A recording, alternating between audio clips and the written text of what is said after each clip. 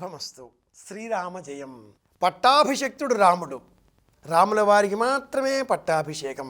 పట్టాభిషేకం అంటే ఏమిటి? సంవత్సరంలో చైత్రమాసం శుక్లపక్షం దశమి నాడు ఎందుకు చేస్తారు? శ్రీరామాయణంలో రామచంద్రమూర్తికి పట్టాభిషేకం చేద్దాం అన్న ముహూర్త నిర్ణయం అయిన తదుపరి తన నివాసానికి వెళ్ళిన రాముడిని దశరథుడు మళ్ళీ పిలిపించాడు. తనను పిలవడానికై వచ్చిన ఆ చారుడితో రాముడు అడిగిన మాట, పట్టాభిషేకం ఆగిపోయిందా? లేదు, నాన్నగారు రమ్మన్నారు. వచ్చారు, అడిగారు, తెలుసుకున్నారు. అధశ్చయనం చెయ్యాలి, ఉపవాసం పాటించాలి. నియమాలన్నీ అడవులలో ఉండే నియమాలకు వలె ఉన్నాయి. ఈ రాత్రి పాటించాలి. రాముల వారు పాటించారు. మళ్ళీ పిలుపు రాగానే పట్టాభిషేకం ఆగిపోయిందా? ఆగిపోతుంది అని అందరికీ తెలుసు. ముహూర్తం ఆగిపోయింది.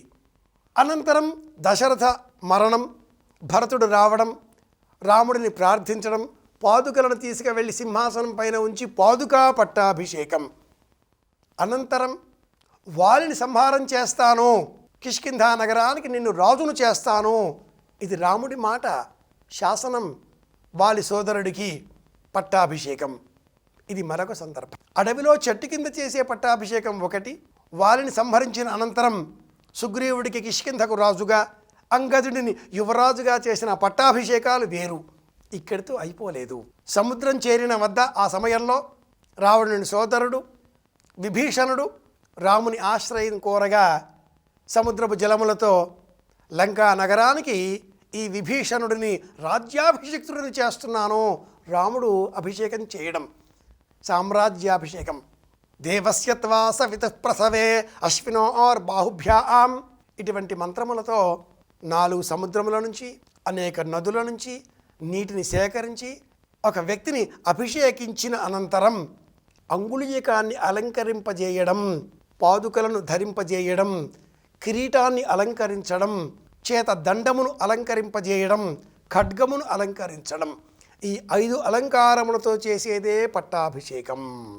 శ్రీరామనవమి అయిన మరుసటి నాడు రామచంద్రమూర్తుల వారికి సమస్త అభిమానులు, బంధుజనులు, వానర సమూహం అన్ని నదుల నుంచి, అన్ని సముద్రాల నుంచి అనేక జలములను తీసుకువచ్చి అలంకరింపజేసి అభిషేకం చేసిన అనంతరం, పుష్పమాలికల చేత అలంకరింపజేసిన అనంతరం బ్రహ్మ అందించినటువంటి ఆ కిరీటముతో స్వామి శిరస్సు పైన కిరీటాన్ని అలంకరింపజేస్తే పట్టాభిషిక్తుడు రాముడు.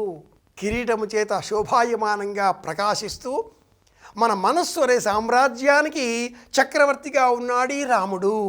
ఈ రాజ్యము, శరీరమనబడే రాజ్యము రామునకు అంకితం. అలా బ్రతకగలిగితే మన జీవితంలో ఏ దుఃఖము ఎప్పుడూ మన దరి చేరదు. ఎప్పుడూ నవ్వుతూనే ఉంటాం.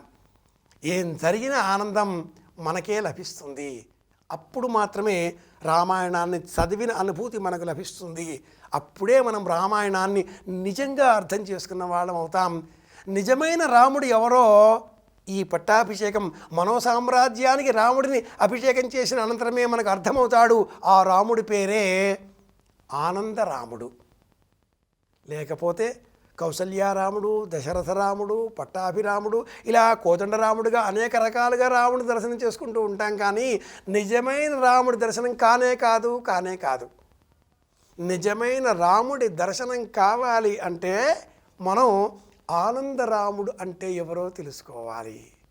తెలుసుకున్నాం, రామరామ అందాం, ఆనందంగా మళ్ళీ రేపు కలుసుకుందాం. శ్రీరామ జయం.